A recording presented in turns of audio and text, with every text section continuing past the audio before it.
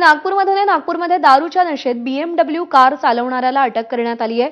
शुभम महल्ले असं कार चालकाचं नाव असून पोलिसांनी BMW कार जप्त केली आहे। महत्त्वाचं म्हणजे BMW कारमधून पिस्तुलासह जिवंत काडतूसही जप्त केली आहेत। नागपुरातील कोतवाली पोलिसांनी ही कारवाई केली आहे। शस्त्र परवाना नसल्यानं शुभम महल्ले विरोधात विविध कलमांन्वये गुन्हा दाखल करण्यात आलाय। पिस्तूल कुठून आलं याचा तपास पोलीस सध्या घेत आहेत।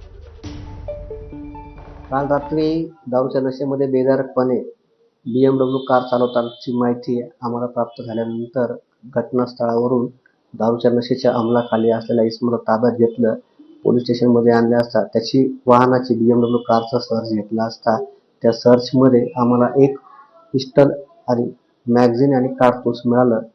त्या कारमधल्या इसमाचं नाव होतं शुभम महल्ले, राहणार गणेशपेठ। या इसमाच्या ताब्यातून ते कार आणि पिस्टल आम्ही जप्त केलेलं आहे।